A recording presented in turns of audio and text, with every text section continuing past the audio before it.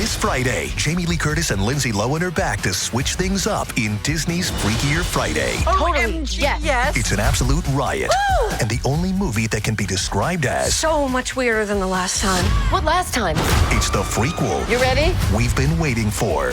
That absolutely slays. What deeply out-of-touch old person came up with that? You did. Wow. Don't miss the comedy event of the summer for all ages. Disney's Freakier Friday in theaters this Friday. Get tickets now. Rated PG. Parental guidance suggested. It's Wednesday, Addams. I see you're trying to distract yourself from your own banal thoughts. Let me help. Here's a recording thing made of my latest root canal.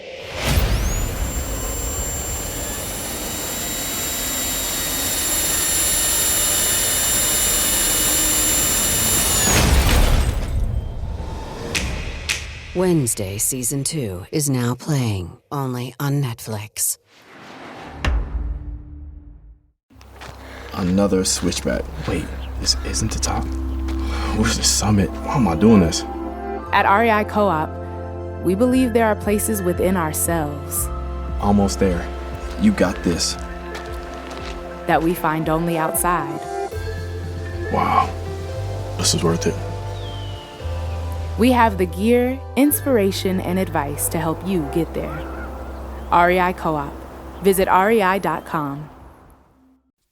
Pie in the Sky Media. This series contains adult language and descriptions of graphic violence throughout. Listener discretion is advised.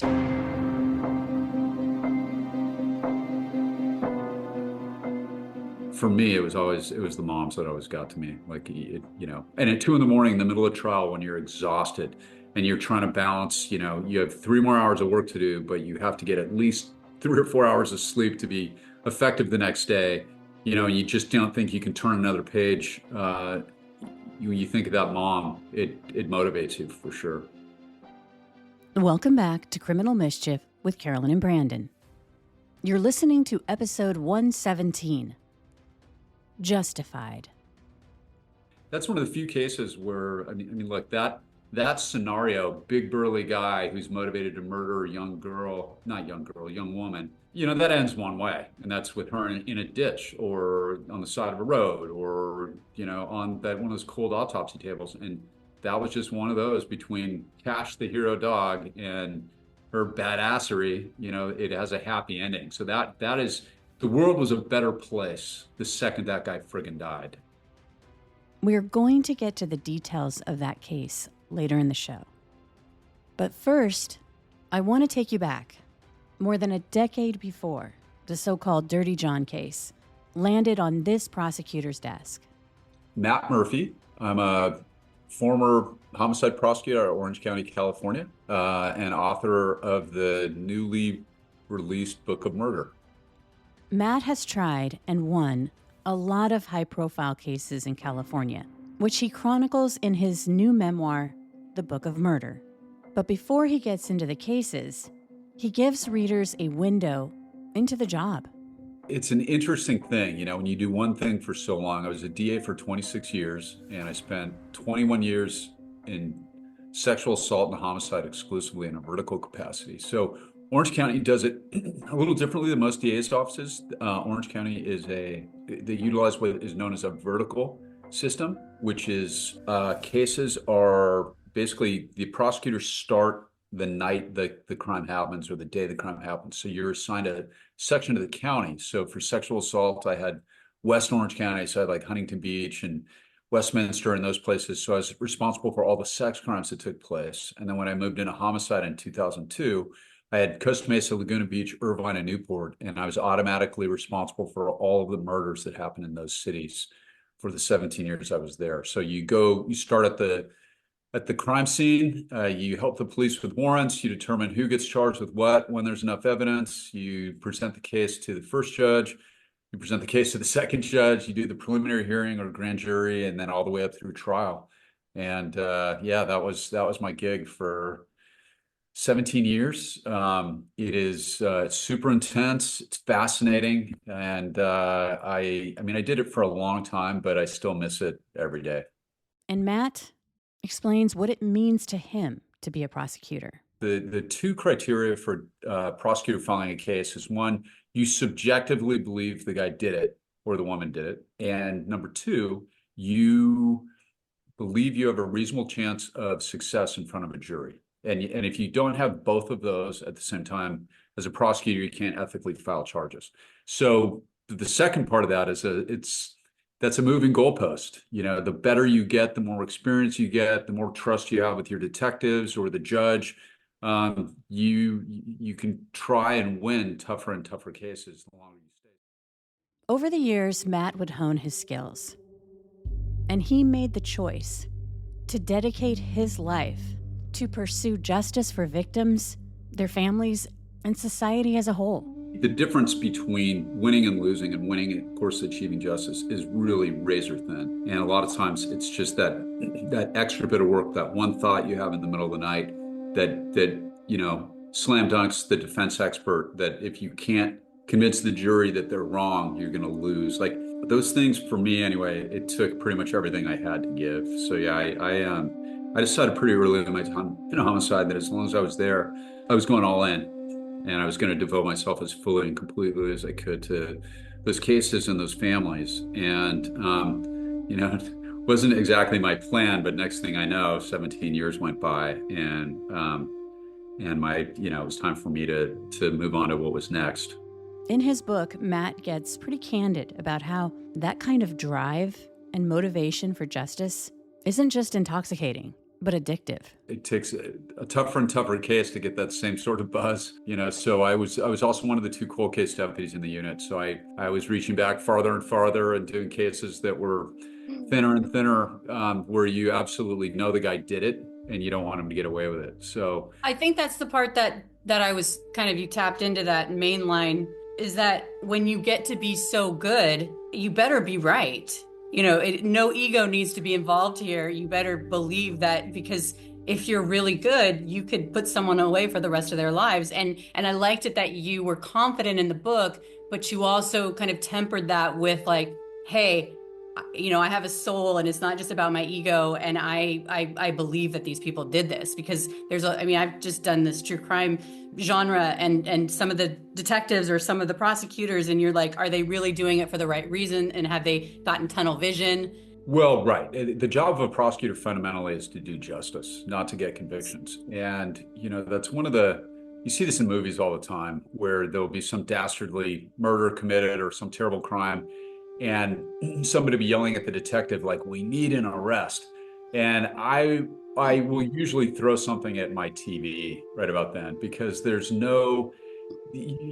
anybody who arrests the wrong person for a horrible crime, like, that's not a feather in your professional cap. In fact, that's the way careers end. There's nothing worse than charging the wrong person for a murder.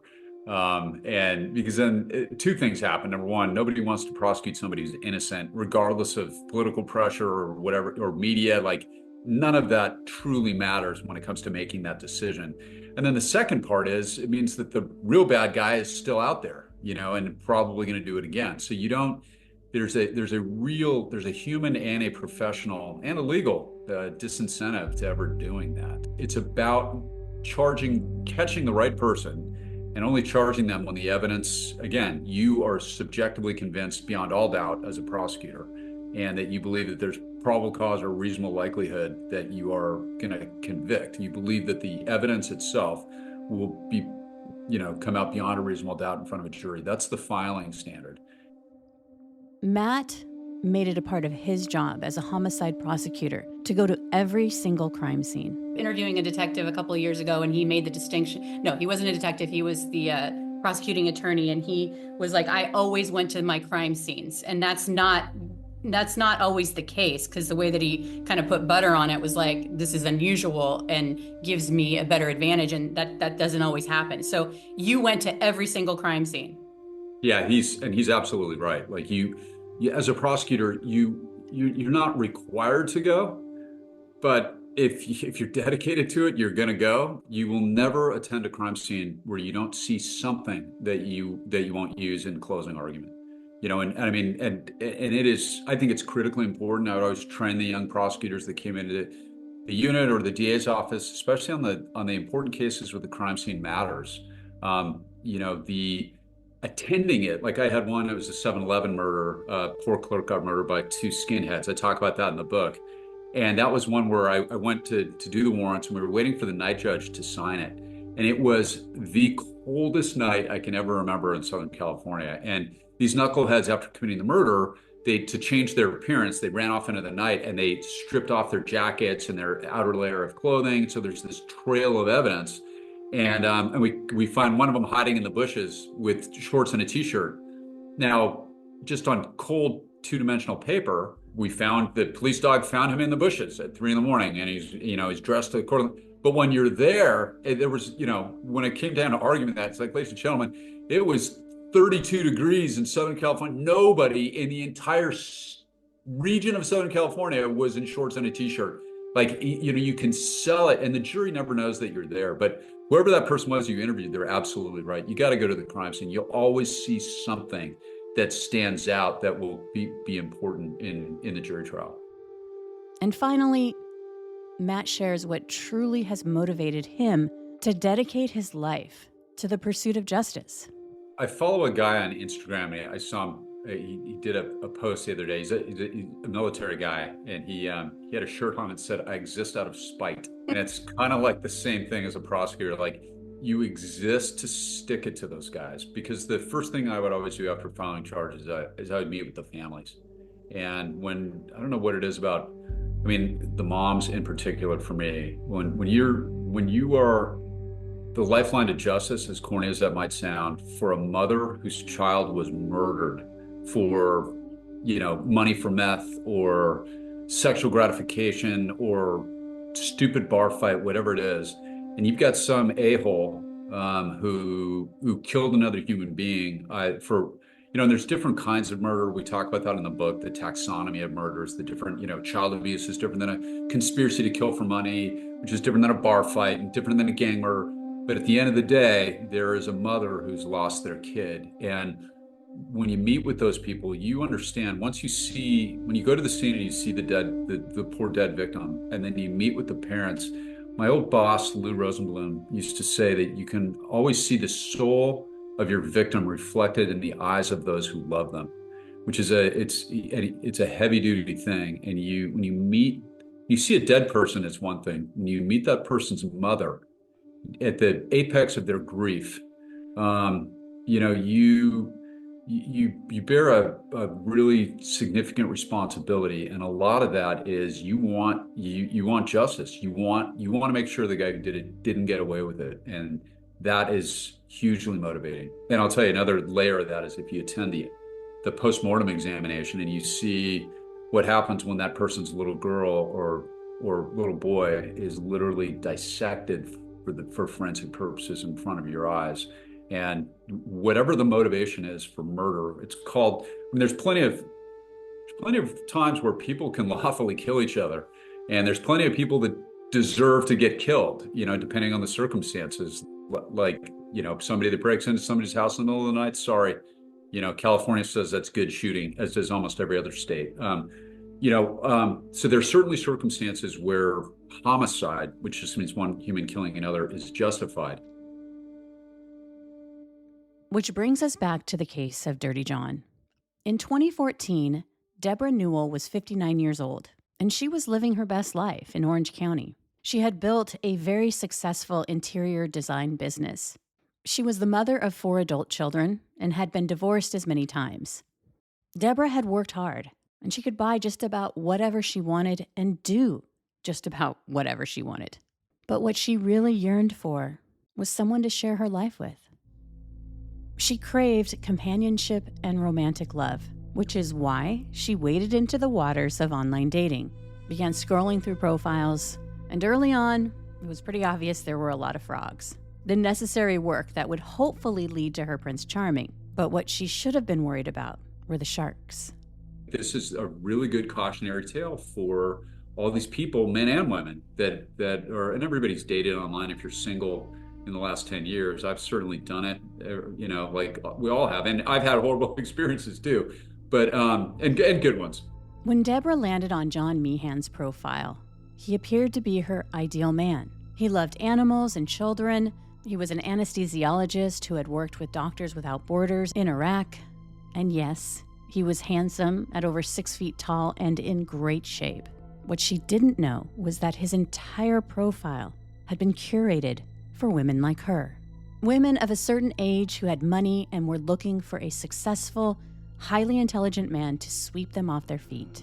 It's so terrifying if you get in the sights of a scammer like this. But that's what his deal was. He would prey on women online. He had a horrific criminal history. It's pretty much common knowledge that the best and most manipulative scammers mix in lies with the truth, which was exactly John Meehan's recipe for success, at least in making his con seem believable. He wasn't a doctor, but he at one time had been a nurse anesthesiologist. He'd spent enough time in the operating room to know how to sell being a doctor. He even arrived at the restaurant for his very first date with Deborah, wearing surgical scrubs. He was a former nurse anesthetist, so he was a professional. He was basically a practicing anesthesiologist, essentially without the medical degree. Now, Deborah chalked up John showing up wearing those scrubs as nothing more than a bit quirky. After all, he was a busy and successful doctor. It was easy for her to ignore the red flags because from the beginning they had serious chemistry. Deborah was drawn to John's magnetism and how refreshing it was to go on a date with a man who was intelligent and charismatic, but also genuinely interested in what was going on with her. Now that was intoxicating. From that first date, their relationship would ramp up very quickly. They would go on long walks together, where Deborah was always center stage, and he also fulfilled her romantic desires, bringing her bouquets of her favorite flowers and cuddling with her all night long, which she loved. John made her feel safe and protected. In fact, Deborah believed that John was everything she had ever wanted in a man. Unfortunately, John, by then, had perfected his scam to a T. He was playing the role of the perfect partner. He made sure to keep the focus on Deborah, especially when she asked about him. He was an expert in deflection, because the last thing he wanted was for Deborah to find out that just 2 days before their very first date, John had been released from prison, that he'd lost his nursing license because he was a drug addict and a criminal. He knew the deal. He actually did it until he got fired for stealing his patient's medication, and he lost his license in the Midwest. John Meehan wasn't just a scammer. He was extremely dangerous, as his ex-wife would later attest to. In the early 90s, John Meehan married 25-year-old nurse anesthetist Tanya Sells. From the beginning, he lied about his age, saying he was 26 when he was really 31, and none of John's family would be invited to the wedding. He would tell Tanya that his parents were drug addicts who would ruin their wedding if they were invited. However, John would invite some of his old college buddies to the wedding, and that's when she first heard his nickname, Dirty John. Apparently, his friends started calling him that after John bragged about all the women that he would bring back to his apartment and the things that he'd done to them. Tanya and John would have 2 daughters, and over the next decade, she would help put John through nursing school. But after 10 years of marriage, things started to fall apart. And out of the blue, John went to Tanya and demanded a divorce. Now that he was making good money, he didn't need her anymore.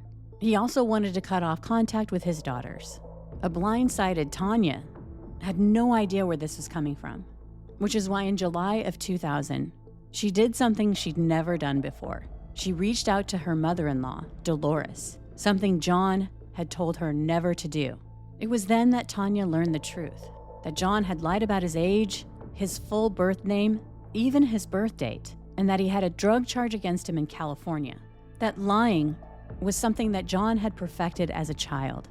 According to an interview with the Los Angeles Times, John Meehan's sisters would say that their father, William Meehan, had taught his son how to scam insurance companies with phony lawsuits.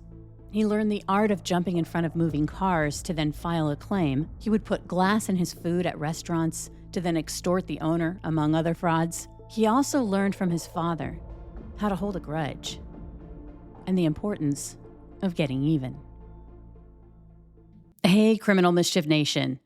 If you have kids like me, a new year isn't just another opportunity to plan an epic family vacation or another round of creating birthday memories with their favorite themes, but it's also another year closer to that dreaded conversation about when they'll get their little hands on a cell phone. Even though I have 5 kids, it has never gotten any easier to have that conversation.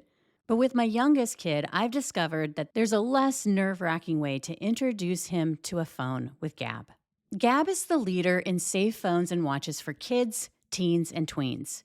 With no social media apps or internet browser, Gab devices were built to specifically keep kids, teens, and tweens safe, especially with their GPS tracking. And Gab phones still have all the tech features kids want. Unlimited talk and text with Gab Messenger, which is the first messaging and video calling app designed with kids' safety as the top priority. And Gab Messenger blocks high-risk messages and content with nudity from ever reaching your child's phone in the first place. And they have an exclusive app for easy parent controls. My son was ready for the latest Gab Phone 4, which has hundreds of vetted third-party apps that can only be installed at parents' discretion. And right now, Gab is offering $25 off any device with no contract required. Just go to gab.com/mischief to get started. That's Gab, GABB.com/mischief. Gab.com/mischief, MISCHIEF. Terms and conditions apply. They say to only bring what you can carry. So with the all-new 2025 Ford Expedition Tremor, bring a lot. Like 3 dirt bikes, a few tents, an entire crew ready to make memories. A panoramic 24-inch display, and the confidence to push your limits. The all-new 2025 Ford Expedition Tremor. Always consult the owner's manual before off-road driving. Know your terrain and trail difficulty and use appropriate safety gear. Max payload varies based on accessories and vehicle configuration. See label on door jamb for carrying capacity of a specific vehicle. Always properly secure cargo. Subtle results, still you, but with fewer lines. Botox Cosmetic, out of botulinum toxin A, is a prescription medicine used to temporarily make moderate to severe frown lines, crow's feet, and forehead lines look better in adults. Effects of Botox Cosmetic may spread hours to weeks after injection, causing serious symptoms. Alert your doctor right away as difficulty swallowing, speaking, breathing, eye problems, or muscle weakness may be a sign of a life-threatening condition. Patients with these conditions before injection are at highest risk. Don't receive Botox Cosmetic if you have a skin infection. Side effects may include allergic reactions, injection site pain, headache, eyebrow and eyelid drooping, and eyelid swelling. Allergic reactions can include rash, welts, asthma symptoms, and dizziness. Tell your doctor about medical history, muscle or nerve conditions including ALS or Lou Gehrig's disease, myasthenia gravis, or Lambert-Eaton syndrome, and medications, including botulinum toxins, as these may increase the risk of serious side effects. For full safety information, visit BotoxCosmetic.com or call 877-351-0300. See for yourself at BotoxCosmetic.com. It's back to school season, and Clorox is donating 2 million disinfecting wipes to classrooms across America. Because back to school means things can get a little bit messy. Just ask kindergarten teacher Miss Gibson. Give me just one Clorox wipe and I'm ready for glitter glue, exploded lunchbox yogurt, peanut butter handprints, runny noses, picking noses, rubbing noses. Touching noses. Thank you, Edward. Ooh, nap mats and lockers and tissue boxes. And Clorox scissors. disinfecting wipes. Teacher's #1 wipe. Clean feels good. Based on unit sales data. Deborah had to have surgery. I had hip surgery in November of 2024. Her United Healthcare nurse, Crystal, checked on her. We do a routine call after surgery, and I could tell that she was struggling. Deborah needed help. My infection markers were through the roof. And Crystal knew what to do. I called the hospital and said she's coming in. And got Deborah the help she needed. Crystal and United Healthcare saved my life. Hear more stories like Deborah's at uhc.com. Benefits, features, and/or devices vary by plan area. Limitation and exclusions apply. After Tanya learned the truth from her mother-in-law, she searched their home, looking to find out more about John. And that's when she found a box he'd hidden in the closet that contained a stash of surgical anesthetic drugs that he'd stolen from patients. Tanya reported the theft to the police, prompting an investigation into John Meehan in September of 2000. When John found out, he left threatening messages on Tanya's answering machine, which she recorded for investigators. The most chilling threat was when John said, quote, "When it happens, Tanya, and you see it in your eyes, remember it was me, okay? Tanya, you enjoy your time left on this earth, okay? Because That's what it's going to come down to.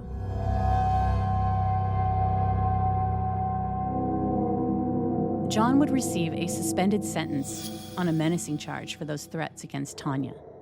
A couple of years later, the Warren County Sheriff's Office in Ohio would begin digging into John again after hospital workers reported seeing him bring a gun into the operating room and then observed him stealing Demerol, which he should have given to a patient. As a result of this investigation, in April of 2002, John would be stripped of his license to work as a nurse anesthetist, according to the Dayton Daily, after police had searched his home and found a loaded gun and 45 empty medicine containers for 6 different prescription medications. John was charged with felony drug theft, but instead of turning himself in, he fled to Michigan, where police would find him in a hotel room, semi-conscious, and in possession of a stolen anesthesia kit. He was rushed to the hospital in an ambulance, but during transit, he jumped from the moving vehicle, taking with him stolen drugs from the ambulance. John would be arrested and would spend 17 months behind bars before he was released in 2004. And then he moved to California, where he immediately started scamming women he'd meet online. Moves out to California and began going through a bunch of different women in California where he would kind of wine them, dine them, charm them, and then prey upon them and go after their money. In 2013, John was under investigation after a woman went to the police and reported him for extortion and stalking. When they went to his house, they would find ammunition, a gun, cyanide capsules, zip ties, a pocket saw, cable ties, binoculars, and duct tape.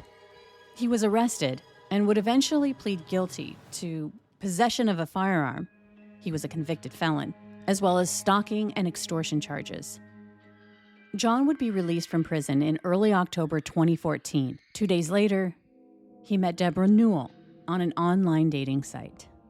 When John met Deborah, 3 of his ex-girlfriends had restraining orders against him, and 3 more were in the process of getting their requests approved for orders of protection, something Deborah was totally unaware of.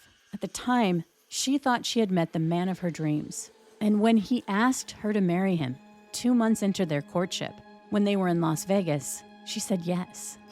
The thing was, even though he was supposedly a successful doctor, Deborah footed the bill for everything because John always had an excuse to explain away why he never had any money.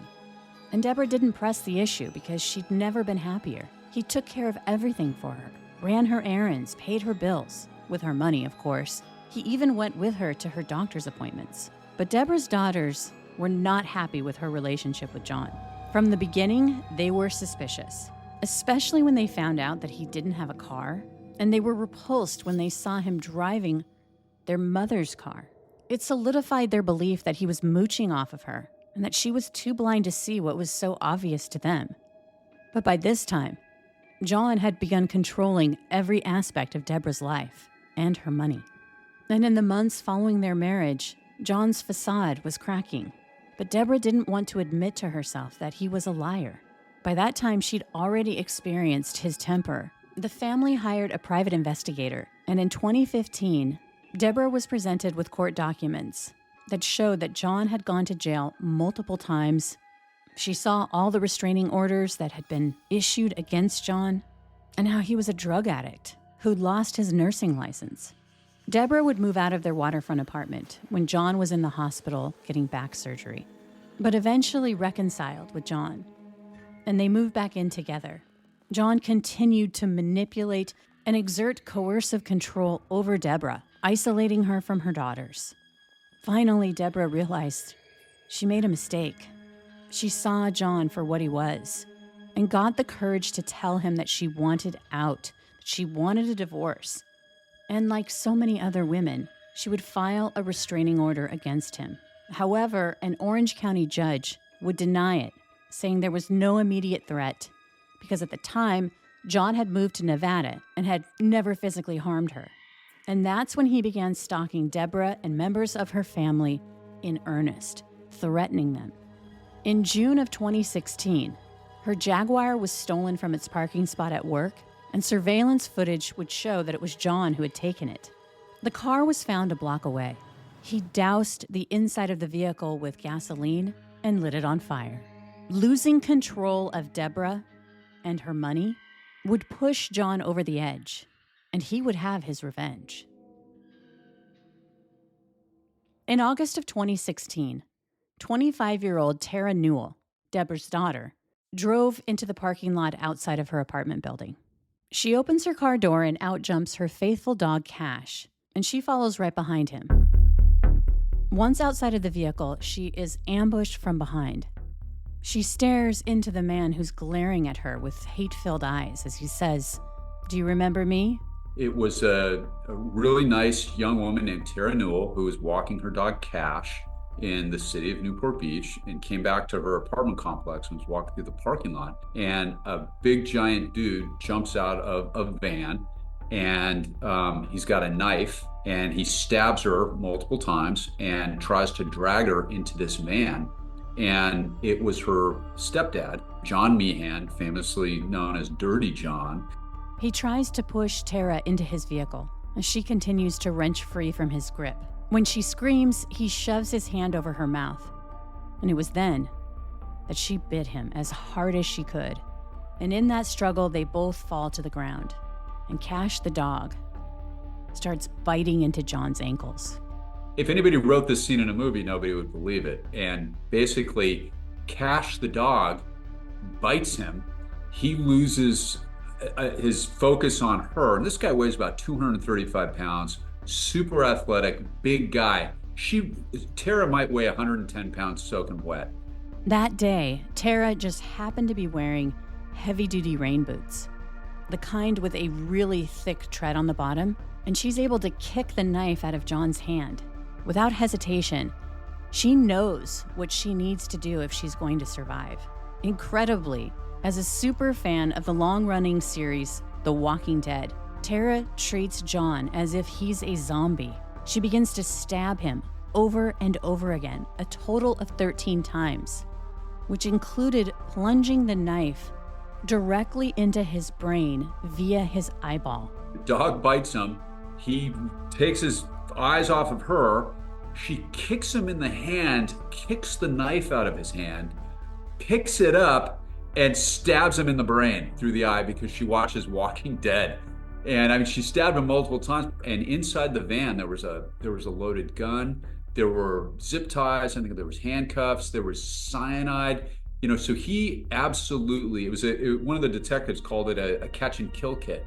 And he was going to murder her to get revenge against his ex-wife, which is that's a specific form of homicide. It's very rare, but you see that, people murdering people's children. I think it's called filicide is the name for it. It's very rare, but it happens. And he was going to murder her daughter to get revenge against his ex-wife and didn't calculate the fact that his wannabe victim was a total badass who watched too much Walking Dead and killed him. So that story winds up on my desk.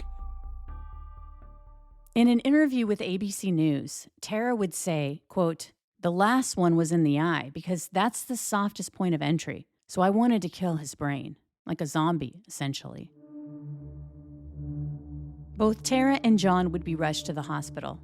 Tara would recover from her injuries with her beloved Cash by her side, but Dirty John would not survive. My job, of course, was to review the homicide and just, they submitted, it has to be investigated, it has to be formally cleared. It was the most perfect case of self-defense I've ever seen. And so it was my duty as a prosecutor to make sure that Tara Newell was absolved of any and all legal culpability and responsibility for that death.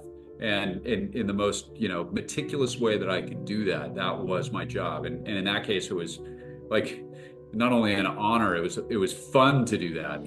Now, the killing of John Meehan was in self-defense. Matt needed to make sure that all the T's were crossed and the I's dotted. How long did it take from when she killed him in self-defense to her being cleared? Because that must have been really stressful for her. Well, she was essentially cleared immediately. The detectives never saw that as anything other than exactly what it was. But it was just, we needed, One of the crazy things about working homicide cases is sometimes what appears to be one thing turns out to be something totally different. So, and I've had more than one staged crime scene where there's deliberate red herrings left by the murderer. And, my Daniel Wozniak case that I talk about in the book is one of those.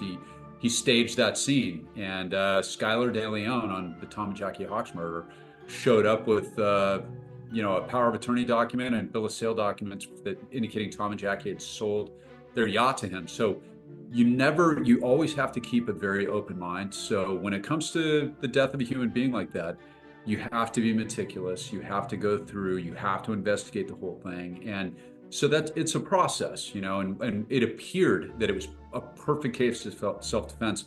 And the truth was that's exactly what it was, but we still had to investigate it. So, it took, I don't know, I think in the mind of her mother, it would always take too long for it not to be officially cleared right away, but she was never in any jeopardy. And I wanted to make sure that no zippy young prosecutor or anybody else would ever want to take a second look at that. I wanted to make sure we were very thorough and that it was what it appeared to be.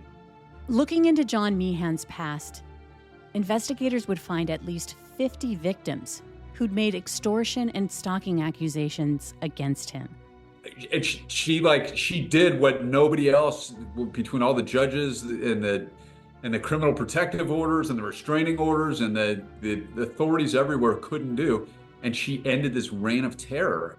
That's one of the few cases where, look, that scenario, big burly guy who's motivated to murder a young woman, that ends one way, and that's with her in a ditch or on the side of a road or, on one of those cold autopsy tables. And that was just one of those between Cash the hero dog and her badassery. It has a happy ending. So that is, the world was a better place the second that guy friggin' died. His background is just unbelievable. All the women that he preyed upon and the lives that he ruined. And so that's one that it's a very rare happy ending that I saw in the homicide unit. Well, and it just shows his mindset that he could have killed his ex-wife, right, who he has beef with, but it takes a little extra to want to kill the daughter because that would probably hurt her more than if he killed her. Maybe that's his mindset, which is so, like, for him, it wasn't just about the money.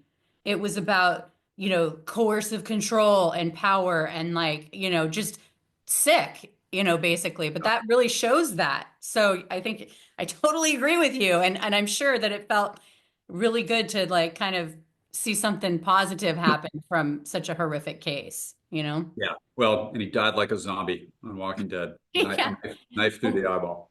And because of that, Matt decided to reach out to a reporter at the Los Angeles Times to share the story. This is just like for an online dating expose, was what I thought. Like, this is a really good cautionary tale for all these people, men and women, that are, and everybody's dated online if you're single in the last 10 years. I've certainly done it, like we all have. And I've had horrible experiences too, but, and good ones. But I thought this is something that really should be shared. This guy's super predatory. People should be aware that guys like this are out there.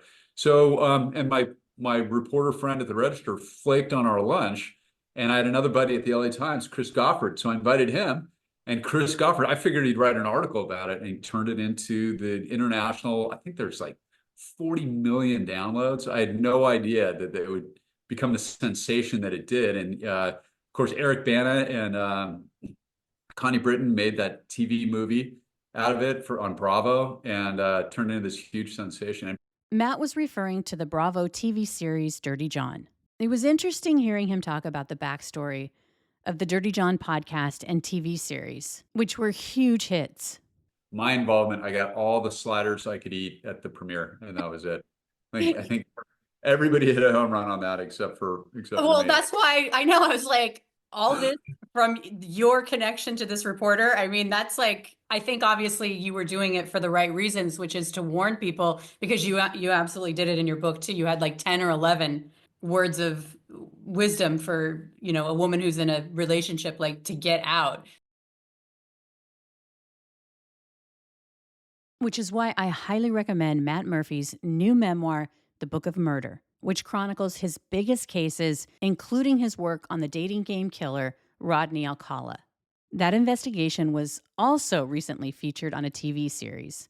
One of the chapters in the book was, of course, the Rodney Alcala case. That everybody can see that on Anna Kendrick's Woman of the Hour. They brought me in. I got to work on that. Super fun. And I think they did an amazing job. So anybody who's interested in that. In his book, Matt shares a case you will never forget, and which we will definitely have him back on the show for. Hulu is coming out with a 3-part series on my Nairi case coming out in February. So hopefully everybody can catch that. And that's, I've seen the rough cut, and I think it's an amazing story. That's the Hussein Nairi kidnapping case. The cutting off of the penis. I don't think that anybody's going to forget that. That poor guy. Yeah, it is fundamentally horrific. But the cat and mouse game with, if anybody wants to read a fascinating story or watch a fascinating story about good cops on the hunt for a really bad guy, I still can't believe everything that we pulled off in that case, and it's worth a look. So Hulu is coming out with that in February. It'll be released 3-parter on Hussein Nairi, and it's called The Wicked Game, I think. And then, of course, it's the last chapter in my book, The Book of Murder. So you're going to be featured, obviously, in this Hulu one, right? Yeah, There's not going to be an actor portraying you. Yeah, no, they got some shots of me surfing in Manhattan Beach on the smallest, grayest, worst surf day probably in the history of LA. So for those who do watch, I am a better surfer than I appeared on that day. And I would like to say that because they, I was a DA and they filmed me surfing, I think that makes me a pro surfer. So since technically I got paid, so I'm staking a claim. Kelly Slater is my colleague. So you're happy with the performance then, even though it was a little gray? My surfing performance? No, but since I was technically getting money, that makes me a pro. That makes it okay. All pro right. surfer. Yep. Okay, well, it was great chatting with you. Yeah, thank you so much. Happy to come back on anytime. Before I let you go, I want to thank the Los Angeles Times, which was extremely helpful in the research of this episode. And stick with us because up next, we have Criminal Mischief bonus content. Here, my co-host Brandon Morgan and I will discuss the case in more detail. And remember, the show is now available on YouTube, so check it out. And as always, thanks for listening. From Cloud 10, Criminal Mischief is a pie-in-the-sky production recorded in the beautiful Pacific Northwest. We're produced by Brandon Morgan and myself, music by Soundstripe. I'm Carolyn Osorio, your writer and host.